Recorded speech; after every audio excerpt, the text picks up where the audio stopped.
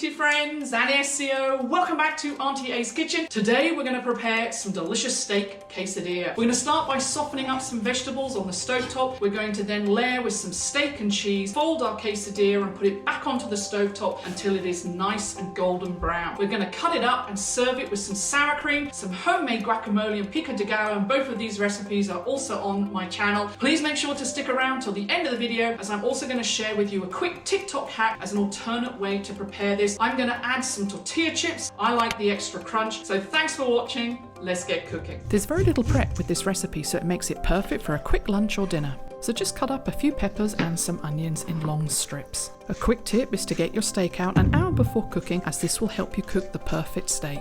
Keep the seasoning of your steak simple, a little salt and pepper and a drizzle of oil, and make sure to do this both sides.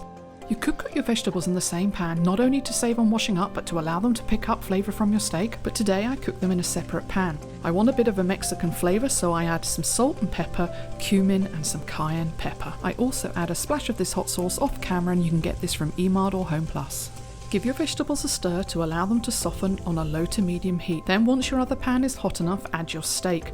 Depending on the size of your steak, the cut of meat and how you like to eat it, rare, medium or well done, will depend on how long you cook your steak. I personally like to eat medium rare, so I generally give the steak 3 to 4 minutes on each side. I'm looking for it to be golden brown and slightly charred. I like a little contrast in my vegetables, so you see me adding some more to have some that are soft and some with a bit of crunch.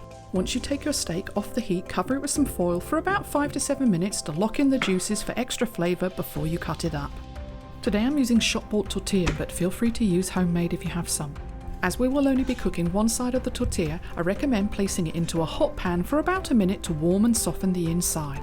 Then place in your seasoned vegetables, steak and a layer of cheese. I'm using Monterey Jack, but if you want it extra cheesy, feel free to throw in some additional mozzarella. Into a hot pan, brush some oil, then place your quesadilla for a few minutes before flipping it over. Another tip for you is to place your pan on a low heat, and this will give the cheese time to melt.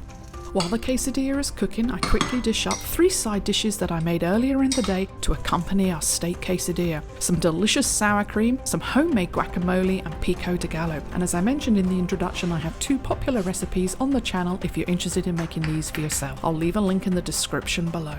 Once your quesadilla is golden brown on both sides and your cheese is melted, take off the heat and cut up. If you're making this for several people, then once cut, place them into an oven-proof dish to keep warm in your oven until you're ready to serve, eat and enjoy. So as promised, let me end the video by showing you a fun and alternate way to prepare your quesadilla. Slice your tortilla, then place your steak and cheese in one quarter, some crispy tortilla chips in another quarter, and your vegetables in the final quarter. Fold the empty quarter into the steak and then keep folding. Place this into your hot pan and cook until golden brown. I just love having the tortilla chips as they bring an extra crunch. Other than steak, I love a breakfast quesadilla with bacon, scrambled eggs and avocado. There are just so many food variations and flavour combinations that you can make with quesadillas. So thanks for watching. I hope you enjoy cooking and making these recipes for family and friends as much as I do. And if there's any recipes you'd like to see me make, leave a comment below. Have a great week. God bless. Csobbak hamnadá.